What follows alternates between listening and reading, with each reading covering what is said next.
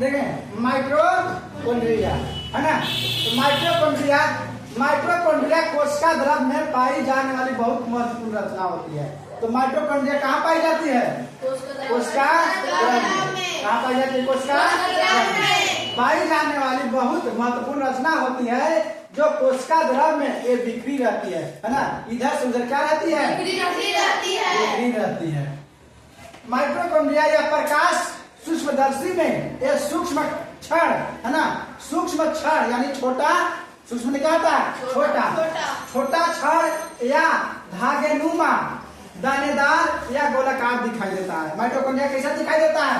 सूक्ष्म क्षण, धागेनुमा, दानेदार या गोलाकार दिखाई देता है ना। माइटोकॉन्ड्रिया पादप कोशिका में, इसमें पादप कोशिका में इसकी संख्या जंतु कोशिका से कम होती है। जंतु कोशिका से क्या होती है? यानी जंतु कोशिका में माइटोकॉन्ड्रिया ज्यादा होती है और पादप कोशिका में क्या होती है? कम होती है। जंतु कोशिका में माइटोकॉन्ड्रिया 10,000 से ज्यादा हो सकती है ना। कितना से ज्यादा हो सकती है? 10,000 से ज्यादा हो सकती है। किसमें? जंतु कोशिका में।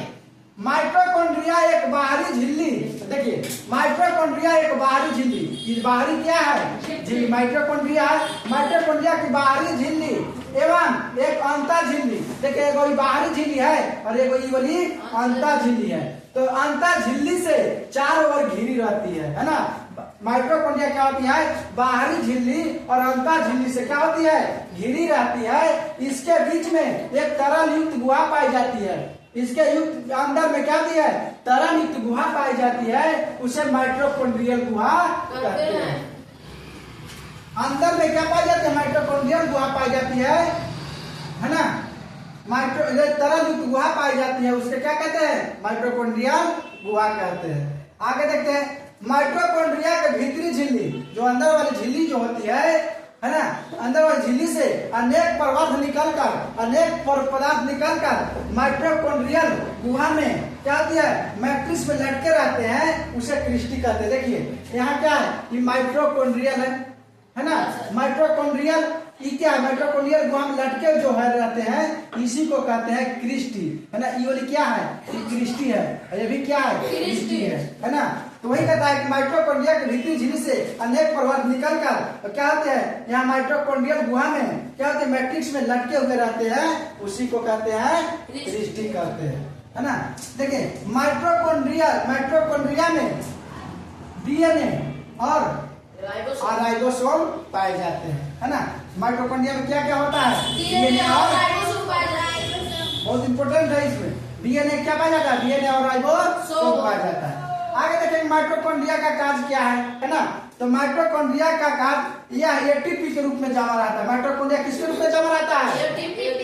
एटीपी के रूप में जमा रहता है। अंदर आगे देखिए क्रिस्टी से अंदर की झिल्ली एक सतह बढ़ता है ना। कहते हैं क्रिस्टी से अंदर की झिल्ली का सतह क्या होता है? बढ़ता है। अंदर वाली झिल्ली क्या होता है? अंदर बढ़ता है। आगे देखिए इसमें उपस्थित, कहता है कि इसमें उपस्थित कोशिकीय श्वसन, इसमें कोशिका है ना, कोशिकीय श्वसन होगा, यानी इसमें उपस्थित कोशिकीय श्वसन के एंजाइम के चलते भोजन का संपूर्ण ऑक्सीकरण होता है। इसमें क्या होता है? भोजन का पूरा क्या होता है? संपूर्ण यानी भोजन का ऑक्सीकरण होता है।